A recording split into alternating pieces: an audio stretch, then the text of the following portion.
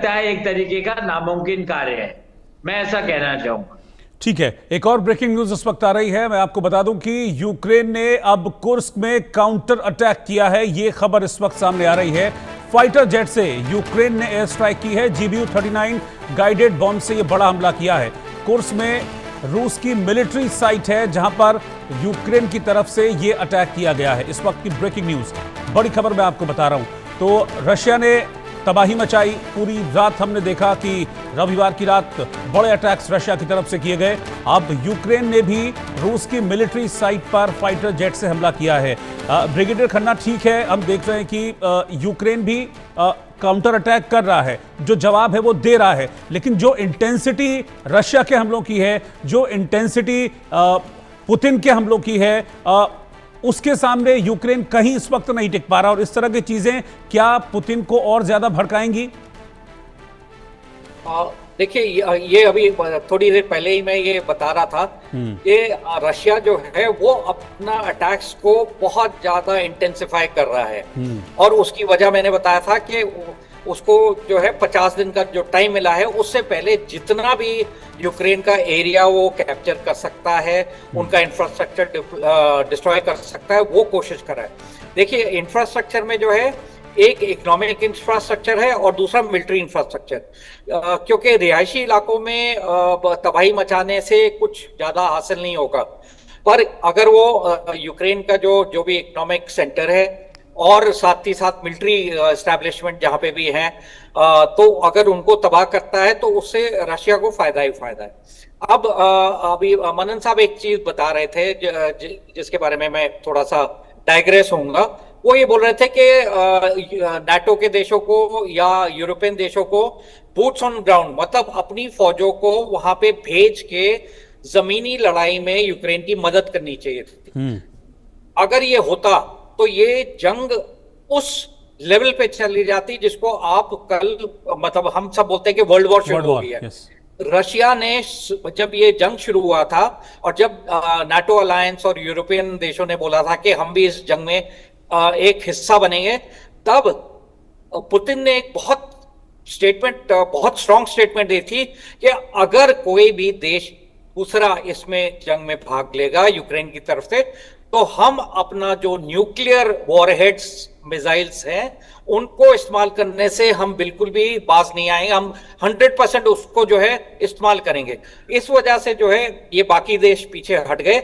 और अमेरिका को भी पता था कि अगर वो इस लड़ाई में डायरेक्टली घुसता है तो 100% ये बहुत ज्यादा एस्केलेट हो जाती है और वर्ल्ड वॉर में तब्दील हो जाती। तो इसी वजह से जो है जो बूट्स ऑन ग्राउंड कहीं पे भी नहीं है। और एक चीज मनन साहब ने एक और अच्छी चीज बताई थी कि जो रशिया के पास टैंक्स है। देखिए, जब आपने फिजिकली एरिया को कब्जा करना है तो आपको अपनी इन्फेंट्री को, आर्मर्ड को, जो टैंक्स की रेजिमेंट्स होती हैं, आर्टिलरी गन्स को और जो साजो सामान है, उन सबको आपने लेके ग्राउंड पे मूवमेंट करनी है और जो भी आपके सामने आता है उसको तबाह करते जाना है।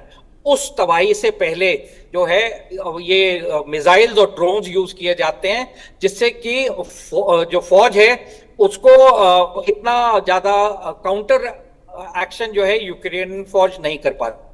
तो ये पूरा चीज अभी जो है इसी वजह से रशिया ने अपना अटैक्स तेज किया और आप देखेंगे कि आने वाले दिनों में भी होता रहेगा। यूक्रेन अपनी तरफ से कोशिश कर रहा है कि वो काउंटर अटैक करे, पर उसके पास उतनी मिलिट्री पावर है। और अभी जब तक ये पैट्रियट मिसाइल्स और बाकी वेपन सिस्टम्स इनके पास आएंगे तब तक थोड़ा टाइम लगेगा। दूसरा, रशिया एक बहुत बड़ा देश है। एक तो उसके पास न्यूक्लियर आर्सेनल है, इसकी वजह से यूरोपियन देश, नाटो अलायंस के देश या कोई और देश जो है डायरेक्टली इस लड़ाई में जो है घुसेगा नहीं।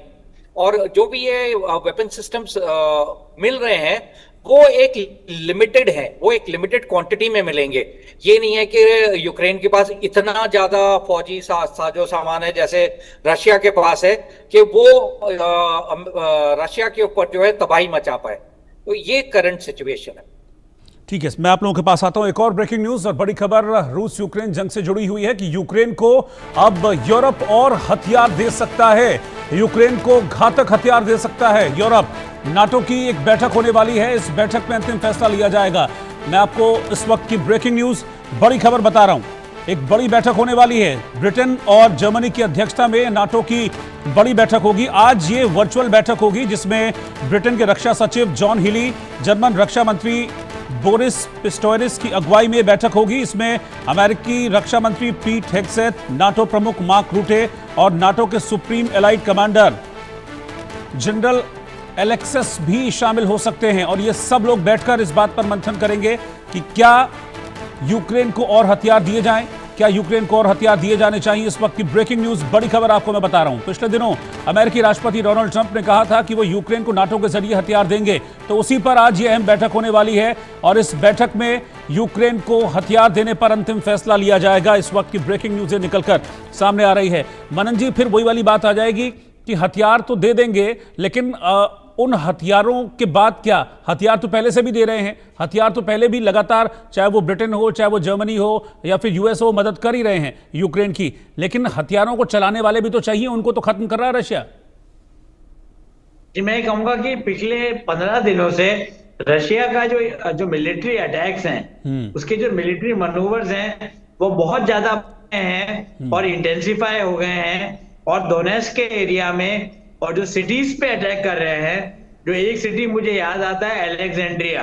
तो ये लोग क्या कर रहे हैं रशियंस कि पहले तो सबर्ब्स को, आउटस्कर्ट्स को हेवीली बॉम्बार्ड कर रहे हैं अपने ड्रोन्स के थ्रू। तो अगर ये लोग ट्राई करते हैं, जैसा कि लास्ट अटैक हुआ है कल, तो उसमें रिपोर्ट्स ये हैं कि करीब 325 ड्रोन अटैक्स हुए हैं, जिसमें से 225 के करीब ड्रोन अटैक्स को, जैसा कि ज़ेलेंस्की ने कहा है, पूरी तरीके से रोक दिया गया है, उनको न्यूट्रलाइज कर दिया गया है और इलेक्ट्रॉनिकली उनको अनस्टेबल कर दिया गया है। तो ये सारी बातें हैं वहां पर मुझे ऐसा लगता है कि कुछ और लड़ाइयां भी आगे बढ़ रही हैं, जैसे कि ब्रिज हेड्स पे काफी लड़ाई हो रही है। तो अर्बन वॉरफेयर की तैयारी और के इंटेंट से अब रशिया आगे बढ़ रहा है। तो मुझे ये द्वितीय विश्व युद्ध के आर्नहेम के ब्रिज हेड की बात दिलाती है। एक अ ब्रिज टू फार करके एक सिनेमैटिक कंस्ट्रक्ट था, एक फिल्म है जो काफी पॉपुलर है, पर ये सच्चाई पे आधारित है कि किस तरीके से एलाइज ने जर्मनी को रोका था और जर्मनी के आर्नहेम के ब्रिज को तोड़कर जर्मनी में रास्ता अख्तियार किया था। तो इस टाइप का एनवायरनमेंट, इस टाइप का मिलिट्री इकोसिस्टम अभी यूक्रेन और रशिया के वॉर में देखा जा रहा है। और मुझे लगता है कि आर्नहेम के अलावा हम ये कह सकते हैं कि रशिया अभी काफी विजयश्री की तरफ बढ़ रहा है। और मुझे लगता है कि नेटो और अमेरिका जिस तरीके से वार्तालाप करते हैं, अगर हम 2-3 महीने के पीछे का इतिहास देखें तो हम पाएंगे कि इटली को, जर्मनी को भी अपने लियोपोल्ड टैंक्स देने में उनको 1 महीना लग गया था। और अमेरिका भी हेल्प डिक्लेयर करता है, अपने पेट्रियट मिसाइल देता है, पर उसमें समय लग जाता है। जैसे कि ज़ेलेंस्की की पेरिनियल कंप्लेंट रही है कि अमेरिका और नेटो उनको पूरी तरीके से सपोर्ट नहीं कर रहा। तो मुझे लगता है कि कहीं ना कहीं अगर अमेरिका इंटरफेयर ना करे, पर यूरोपियन यूनियन को अपना सपोर्ट मिलिटरीली और भी पुख्ता तरीके से करना पड़ेगा। और मैं स्पीकर साहब, जो कर्नल साहब हैं अपने, उनकी बात से पूरी तरीके से एग्री करता हूं कि वर्ल्ड वॉर 3 का आगाज हो जाएगा। पर मुझे लगता है कहीं ना कहीं इक्विपमेंट के अलावा फास्ट डिलीवरी और fast achievement of superiority, military superiority Ukraine achieve नहीं कर पा रहा है, जिसकी चिंता ज़ेलेंस्की पिछले 3 वर्षों से कर रहे हैं। और कहीं ना कहीं वेस्ट की तरफ से, अमेरिका की तरफ से ये एक स्ट्रेटेजिक प्रॉब्लम है या खामी रह गई है, मैं कहना चाहूंगा ये। ठीक है, एक रिएक्शन ब्रिगेडियर खन्ना आपका, ये क्या जो ये यूक्रेन की हेल्प के लिए जो मीटिंग हो रही है, क्या वाकई में यूक्रेन की हेल्प कर पाएगी ये मीटिंग, अगर वो हथियार देने पर सहमति बनती है, हथियार दे भी देते हैं, तो क्या हेल्प हो पाएगी यूक्रेन की? नहीं, बिल्कुल नहीं। देखिए, जो यूक्रेन की हालत है वो अभी सिर्फ अपने आप को डिफेंड कर पा रहा है। Yes. उसके अंदर क्षमता नहीं है कि वो रशिया के ऊपर जो है ऑफेंसिव लॉन्च करे। और जब तक वो ऑफेंसिव लॉन्च नहीं करेगा तब तक उसको कोई फायदा नहीं है। वो अपने देश में ही पीछे पीछे पीछे होता जा रहा है। जैसे जैसे रशियन आर्मी आगे बढ़ रही है वैसे वैसे यूक्रेन का एरिया जाता जा रहा है और यूक्रेन पीछे ढकेला जा रहा है। ये जैसे मैंने बताया, ये 50 दिन जो है ये बहुत इंपॉर्टेंट है।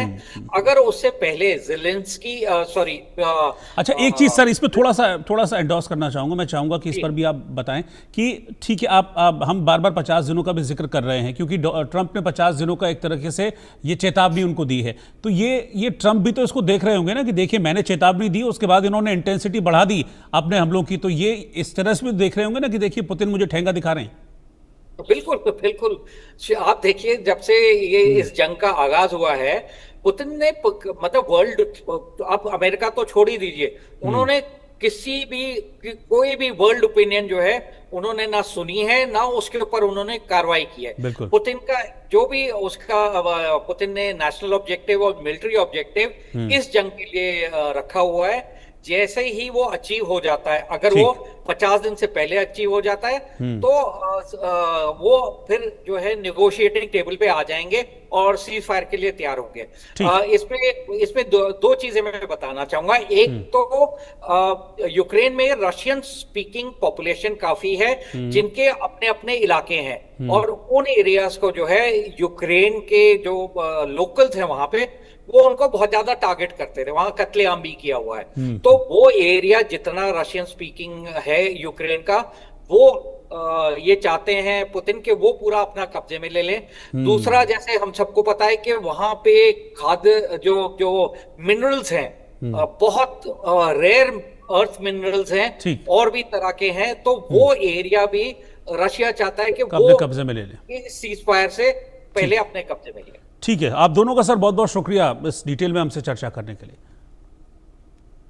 एक ब्रेक के बाद लौट रहे हैं वापस।